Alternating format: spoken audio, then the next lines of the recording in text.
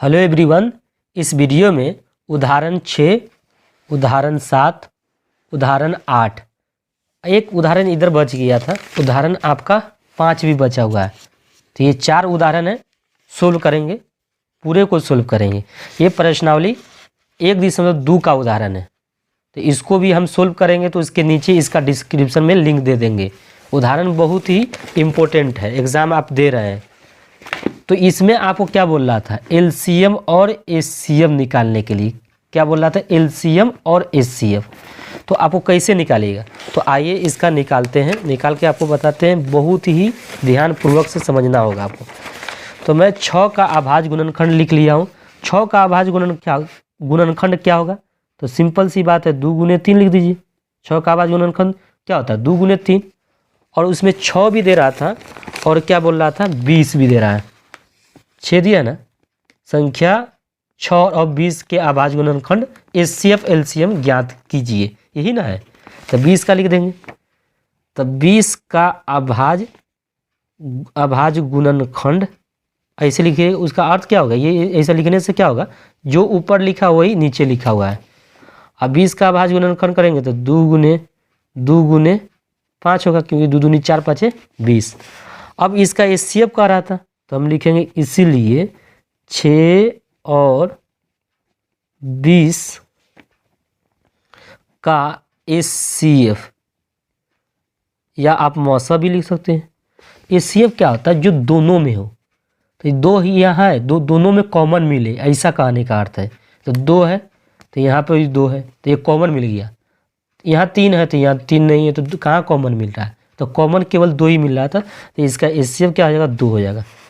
अब इसी तरह 6 और 20 का एचसीएफ लिख देना। अब एलसीएम निकालना है, तो एलसीएम बराबर, तो एलसीएम कैसे निकालेंगे, तो 2 अधिक बार किस में, इस वाला में कि इस वाला में। तो इसमें तो एक ही बार है, इसमें क्या बार है, 2 बार।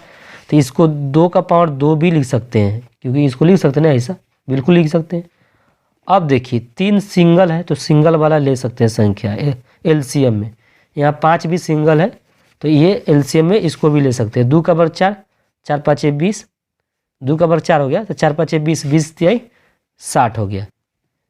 तो एलसीएम और एचसीएफ हमको उदाहरण 7 में अभाज्य गुणनखंड विधि द्वारा 96 और 404 का एचसीएफ ज्ञात कीजिए। फिर इनका एलसीएम भी ज्ञात करना है।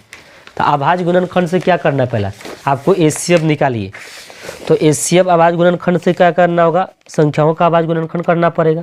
यह उदाहरण कितना है, आपका 7 है। तो 96 का अभाज्य गुणनखंड आपको पता है, तो कहेंगे सर हमको तो पता नहीं है, तो पता कैसे करेंगे, तो सर मैं जानता हूँ, इसका अभाज्य संख्याओं का अभाज्य गुणनखंड कर लेंगे साइड में। तो 96 का करेंगे तो ये कितना होगा, 2 से डिवाइड होगा, तो 2 चौका 8, 2 8 16, फिर 2 से डिवाइड कर दीजिएगा, तो ये 24 दूनी 48 हो जाएगा। फिर 2 से तो ये क्या होगा 12, फिर 2 से तो 2 छक 12, फिर 2 से तो 2 तिहाई 6। तो 1 2 3 4 5 6, 1 2 3 4 5, यानी 2 5 वो है, 6 नहीं 5 है। देख लीजिए एक बार और काउंटिंग करके, 1 2 3 4 5 है, तो 2 5 है, गुने 3 ले देंगे। ये 96 का अभाज्य गुणनखंड हो गया। आगे हमको दिया था 404 का, देख सकते हैं 404 लिखा है ना, तो 404 का भी लिख दीजिएगा। 404 का अभाज्य गुणनखंड, ठीक है ना। तो 404 का अभाज्य गुणनखंड पता नहीं है, तो इसका भी कर लेंगे डिवाइड 2 से, तो 2 दूनी 4, 2 0 0, 2 दूनी 4, फिर 2 से 2 1 2, 0 के 0, 2 1 2। अब ये कटने ही वाला नहीं है, 101 क्या है, ये खुद अभाज्य संख्या है, नहीं कटेगा। तो मैं क्या करता हूँ, यहाँ पे 2 गुने 101 लिख देता हूँ, ठीक है। अब इसका एचसीएफ का रहा था अभाज्य गुणनखंड से, तो इसका एचसीएफ लिखते हैं 96 और 404 का एचसीएफ। एचसीएफ क्या होता है, जो दोनों में हो। जैसे कि इसमें 2 क्या है, 5 वो है, इसमें 2 कितना था, 5 हो, तो 2 गुने 2 लिख सकते हैं, 5 लिख दिए। इसमें 2 क्या है, 2 गो है, इसमें बाकी 3 तो है जो दोनों में मिलना चाहिए। तो देखिए ये 2 तो इसमें मिल गया दोनों में, ये भी 2 दोनों में मिल गया, बाकी नहीं मिलेगा। तो यही 2 गुना मिल रहा है, तो यही 2 गुने 2 लिखना होगा, 2 दूनी 4। तो इतना इतना का एलसीएम कितना हो गया 4।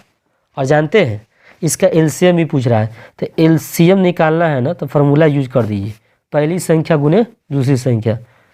पहली संख्या फार्मूला का यूज कर देते हैं, पहली संख्या गुने दूसरी संख्या, ठीक है, बटे में एचसीएफ, ठीक है। अब पहली संख्या जानते हैं कि में 96 पहला है और दूसरा में क्या है 404 है। हम 4 से डिवाइड, क्योंकि एचसीएफ 4 है यहाँ पे, तो 4 से डिवाइड करेंगे। अब जानते हैं इसको काट सकते हैं, तो आप कितना से काट सकते हैं, चाहे तो इसको भी 4 से ये भी कटेगा और चाहे तो इसको भी काट सकते, जो आप चाहें तो काट सकते हैं। तो हम 4 से इसी को काटते हैं, 4 इकाई 4, 4 इकाई 4, 0 के 0, 4 इकाई 4, तो ये 101 हो गया। अब 101 को 96 से गुना करें, 101 को 96 से, तो 96 इकाई 96, 96 इकाई 96 हो गया। और 0 में 96 से गुना करें 0, जबकि 96 इकाई 96 के 6 हासिल कितना हो गया 9, तो 96 में 0 से गुना करेंगे तो 96 हो जाएगा। हासिलवा जो 9 था ना यहाँ पर लिख दिए हैं, फिर 96 इकाई 96, तो गुना करके आया है, दोनों को गुना करने पर 96 गुने 101 को गुना करने पर आपको 96 आ गया है। बस ये हमने 7वां का उदाहरण कर लिया। आगे नेक्स्ट 8वां बचा है, संख्या 6, 72, 120 का अभाज्य गुणनखंड द्वारा एचसीएफ एलसीएम ज्ञात करने के लिए करा है। तो इसका भी हम एचसीएफ एलसीएम निकालेंगे। ये कुछ एग्जाम्पल 8 है, तो 6 का अभाज्य गुणनखंड आपको करना पड़ेगा। 6 का अभाज्य गुणनखंड क्या होता है, तो 6 का अभाज्य गुणनखंड आपको पता होना चाहिए क्या है, 2 गुने 3 होता है, ठीक है। इसी तरह 72 का अभाज्य गुणनखंड आपको पता है ना कितना होगा, 72 का अभाज्य गुणनखंड, तो 72 अभाज्य गुणनखंड करेंगे तो आपको अभाज्य गुणनखंड हमको पता नहीं है, तब नहीं पता है तो उसको अलग साइड में आपको कर लेना है। 72 का अभाज्य गुणनखंड यहाँ 2 से देंगे तो 36 दूनी 72 हो जाएगा, फिर 2 से देंगे तो 18 हो जाएगा, फिर 2 से तो 9 हो जाएगा, फिर 3 से तो 3 3 9, तो 2 कितना है 3 वो है, तो आप लिख सकते हैं 2 गुने 2, 3 कितना है 2 मरतबा, तो 2 मरतबा लिख देंगे। या तो ऐसे भी इसको लिख सकते हैं, 2 का क्यूब लिख सकते हैं, 3 का स्क्वायर ऐसे भी लिख सकते हैं, चाहे तो ऐसे लिखे चाहे तो ऐसे लिख दीजिए। 72 और 120 का कह रहा है, तो 120 का अभाज्य गुणनखंड, 120 का अभाज्य गुणनखंड करेंगे ना तो 2 गुने 2 होगा, नहीं पता तो कर लीजिएगा, कोई दिक्कत नहीं। 120 का अभाज्य गुणनखंड करने में दिक्कत नहीं होगा, 60 हो जाएगा। इसका अधिया करेंगे तो 30 होगा, इसका भी अधिया करेंगे तो 30 का अधिया कितना होगा 15, फिर 3 से करेंगे तो 3 5 15, तो 2 कितना है 2 3 मरतबा आया है, तब 3 आया है, तब 5 आया है, तो 8 3 का 24 या 5 3 15 दूनी 30, और 30 में 2 दूनी 4, तो 4 3 12, 120 आ जाएगा।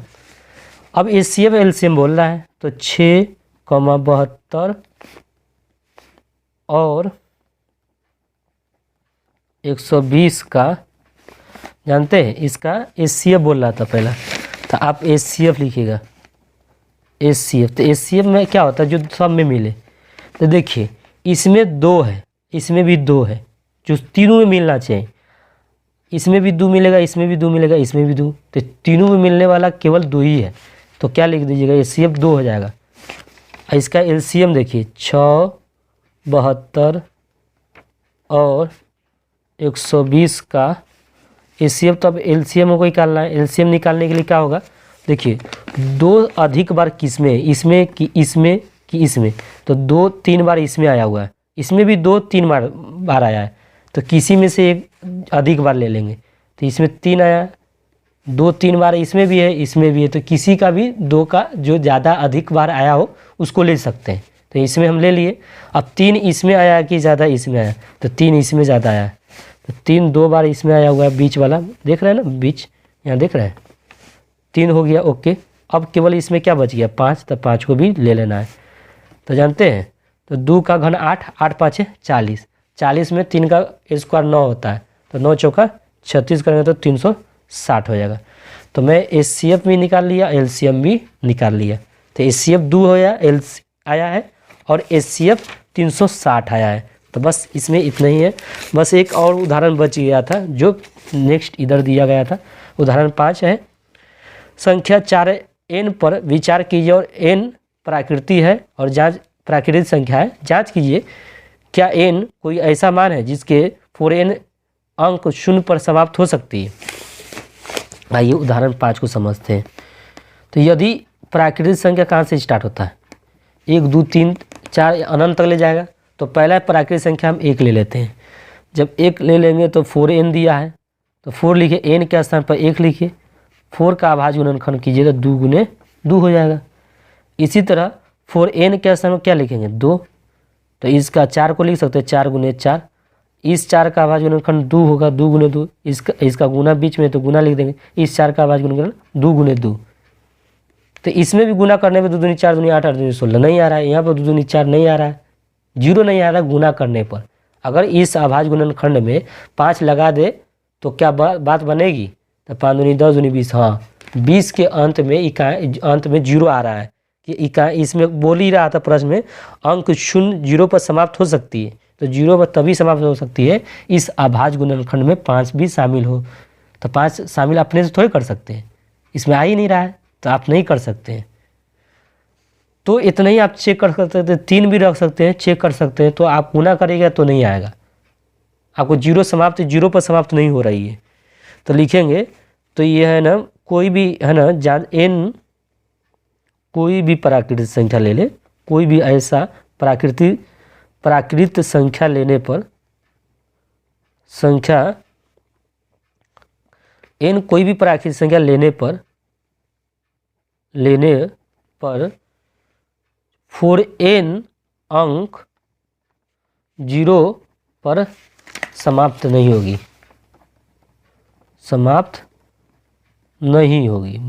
बस आपको इतना ही लिख देना है। n कोई भी प्राकृतिक संख्या लेने पर 4n अंक 0 पर समाप्त नहीं होगी, क्योंकि समाप्त कब होता है, जब इसके अभाज्य गुणनखंड में 5 शामिल कर दें। तो यह इम्पॉसिबल हो जाएगा, कैसे शामिल कर लीजिएगा, ऐसा थोड़ी होता है। तो आपको बस इतना ही करना था। आगे नेक्स्ट वीडियो में मिलेंगे।